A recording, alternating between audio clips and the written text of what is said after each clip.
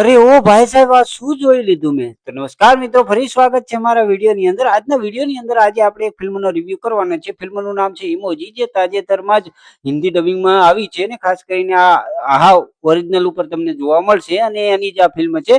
તો ખાસ કરીને એ જોયા પછી મારો શું અનુભવ રહ્યો એ હું તમારી સાથે શેર કરવાનો છું. તો વિડીયોને અંત સુધી જરૂર જોજો. વિડીયો પસંદ આવે તો લાઈક અને ચેનલને સબસ્ક્રાઇબ કરવાનું ભૂલતા નહીં. अबे जल्दी बोल, कल सुबह पनवेल निकलना है। તો જોયા પછી મને એવું લાગી રહ્યું છે કે આ ફિલ્મ સારી છે. સારી એટલી સારી છે કે મસ્ત મજાની જોવાની મજા આવે છે. क्या बात है सर, क्या बात है सर, क्या बात है, ये बात है। ખાસ આની અંદર તમને છે ને ડ્રામા અને રોમાન્સ ભરી ભરીને જોવા મળે છે ને ખાસ કરીને બહુ બધા કિસિંગ સીન પણ છે. ये सब क्या देखना पड़ रहा है। अच्छा है मैं अंधा हूँ। તો તમે ફેમિલી સાથે એવોઇડ કરીને આ ફિલ્મને જોઈ શકો છો. ને આ ટાઈપની ફિલ્મ મને ખાસ જોવાની પસંદ છે. રોમાન્સ અને ડ્રામા ફિલ્મ હોય કે જેની અંદર તમને શરૂઆતથી એન્ડ સુધી એંગેજ રાખે છે. અને શરૂઆતમાં જે બંનેની લવ સ્ટોરી ચાલતી હોય છે, મતલબ આ અને દીક્ષાની, એ લવ સ્ટોરીની અંદર કઈ રીતે ટ્વિસ્ટ એન્ડ ટર્ન આવે છે અને કઈ રીતે એકબીજા સાથે નથી રહેતા અને પછી બીજી છોકરી સાથે કઈ રીતે પ્રેમમાં પડે છે, એ તમને જોવાની શરૂઆતથી એન્ડ સુધી જોરદાર મજા આવવાની છે.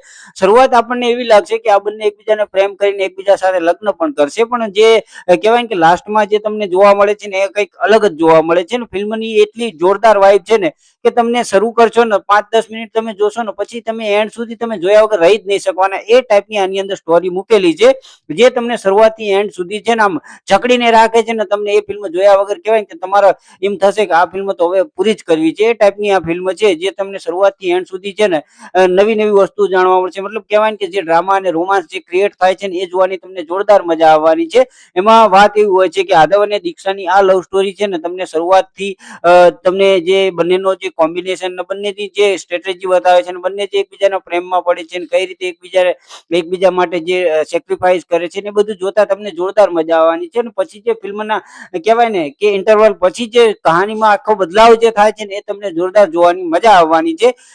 એક છોકરી સાથે પ્રેમમાં પડે છે ને પછી એને મૂકીને બીજી છોકરીના પ્રેમમાં કઈ રીતે પડે છે અને ખાસ કરીને જે ગામડાનું જે એરિયા બતાવ્યો છે એ મસ્ત બતાવ્યો છે. એ બંને કઈ રીતે એકબીજા સાથે કનેક્ટેડ થાય છે, મતલબ બીજી છોકરી સાથે, એ પણ તમને જોવાની મજા આવવાની છે. ને ઓવરઓલ ફિલ્મ છે ને મસ્ટ વોચ છે. દરેકે આ ફિલ્મ જોઈ જોઈએ કારણ કે આની અંદર છે ને જોરદાર લવ અને કોમેડી, મતલબ કોમેડી તો નથી પણ ડ્રામા અને જે રોમાન્સ જોવા મળે છે ને તમને જોરદાર જોવા મજા આવવાની છે. એક છોકરીની વાત કરું, પહેલી છોકરી એ છે ને એ મોલની અંદર કામ કરતી હોય છે, જ્યારે બીજી છોકરી હોય છે ને એનું બહુ મોટું સપનું હોય છે. મતલબ કહેવાય ને કે એને છે ને નેશનલ જીઓગ્રાફીમાં કામ કરવું હોય છે, મતલબ જંગલના એરિયાની અંદર આ રહેતી હોય છે ને એ પ્રમાણે કામ કરતી હોય છે. તો ઘણી બધી એવી સિચ્યુએશન આવે છે કે ત્યારે બહુ બધા નિર્ણયો લેવા પડે છે. એ નિર્ણયો વચ્ચે કઈ રીતે આ એકબીજા સાથે કનેક્ટેડ રહે છે, શું શું થાય છે, એ જ ઓવરઓલ આ ફિલ્મની સ્ટોરી છે. તો ઓવરઓલ જોવા જઈએ તો ફિલ્મ સારી છે. દરેકે એક વાર જરૂર જોઈ જોઈએ. મસ્ત ફિલ્મ છે જે તમારો ટાઈમ છે ને એ કહેવાય કે વેસ્ટ નહીં કરે. અને આ ટાઈપની ફિલ્મો ખાસ કરીને મને જોવાની પસંદ છે.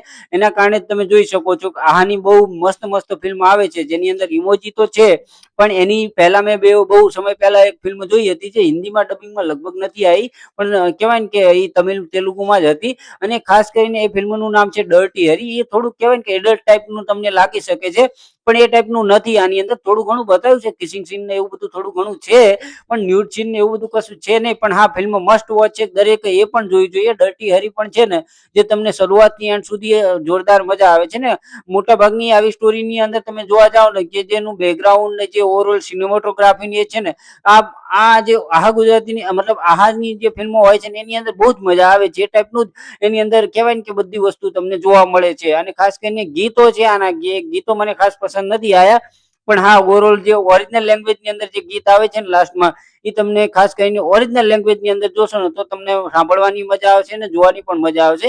પણ હિન્દી ડબિંગમાં એટલું બધું કંઈ ખાસ કાઢી લેવા જેવું છે નહીં, ખાલી ગીત માટે હો. બાકી ઓવરઓલ ફિલ્મની અંદર જે ડબિંગની વાત કરું ને એ સારું છે. તમને શરૂઆતથી જ કહેવાય ને કે આમ સાંભળવાની મજા આવે છે. એટલું બધું કહેવાય ને કે બોર નથી કરતું. બાકી ઘણી બધી ફિલ્મોની અંદર તમને છે ને એમનું ડબિંગ જ નથી પસંદ આવતું, પણ આ ફિલ્મની સારી વાત છે કે પ્રમાણે હિન્દી ડબિંગ સારું છે. તો ઓવરઓલ ફિલ્મ સારી છે. દરેક એક વખત જરૂર જોવી જોઈએ. આની અંદર જે ડ્રામા અને રોમાન્સ જોવા મળે છે ને એ તમને શરૂઆતથી એન્ડ સુધી જરૂર સેટિસ્ફાઈડ કરે છે. જેને ફિલ્મ આ જોઈ છે કમેન્ટ કરીને કહી શકો છો કે તમને કેવી લાગી. એમાં કંઈક પસંદ આવ્યું હોય તો કમેન્ટ કરવાનું ભૂલતા નહીં, ચેનલને સબસ્ક્રાઇબ કરવાનું ભૂલતા નહીં. તો મળીએ છીએ આવતા વિડીયોની અંદર. ત્યાં સુધી બધાને જય શ્રી કૃષ્ણ અને જય માતાજી.